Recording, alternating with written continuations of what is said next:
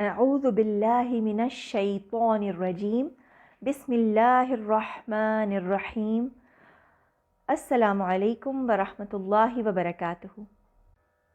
تجوید کا دوسرا لیسن آپ کے لیے بھیجا جا رہا ہے۔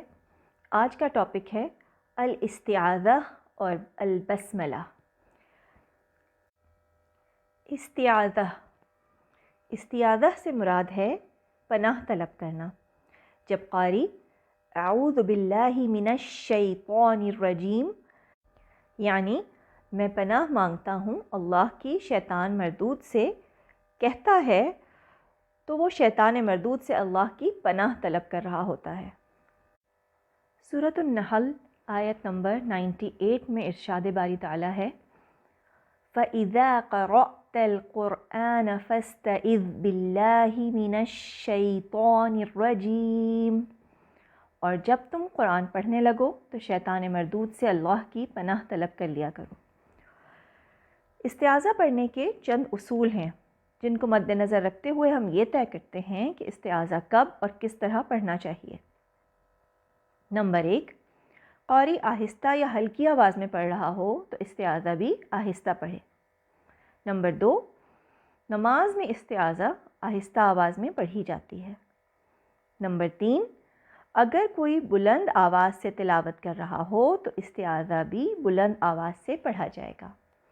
نمبر 4، اگر باری باری قرأت کی جا رہی ہو جیسا کہ کسی کلاس یا گروپ میں کی جاتی ہے تو صرف پہلا شخص بلند آواز سے استعاذہ پڑھے گا، باقی لوگ آہستگی سے یا دل میں پڑھیں گے۔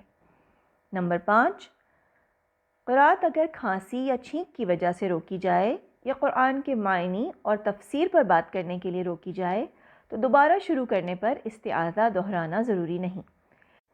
کسی بھی عام دنیاوی بات، کام یا کھانے پینے کی وجہ سے قرأت روکی جائے تو دوبارہ شروع کرنے پر استعاذہ دہرانا چاہیے۔ اب ہم بسملہ کے بارے میں بات کرتے ہیں۔ بسملہ پڑھنے کا صحیح طریقہ ہے بسم اللہ الرحمن الرحیم، یعنی شروع اللہ کے نام سے جو بڑا مہربان نہایت رحم والا ہے۔ لیکن اگر کسی نے صرف بسم اللہ بھی کہا تو بسملہ پڑھنے کا حق ادا ہو گیا۔ ہر سورت کی ابتدا میں بسملہ پڑھنا ضروری ہے کیونکہ سورۃ التوبہ کا مضمون ایسا ہے کہ جس میں مسلمانوں کو کفار سے جنگ کا حکم ہے اور ان سے بیزاری اور ناراضگی کا اظہار ہے، اور حضرت جبرائیل علیہ السلام اس سورت کی ابتدائی آیات کے ساتھ بسملہ لے کر نازل نہیں ہوئے تھے، اور اسی لیے رسول اللہ صلی اللہ علیہ وآلہ وسلم نے بھی یہاں پر بسملہ نہیں پڑھی۔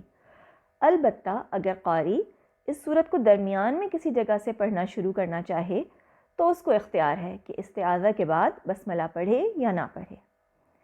چنانچہ معلوم ہوا کہ اگر کوئی تلاوت کا آغاز کسی سورت کی ابتدا سے کرے تو اس کے لیے ضروری ہے کہ وہ استعاذہ اور بسملہ دونوں پڑھیں سوائے سورۃ التوبہ کے، اور پھر سورت کو شروع کریں۔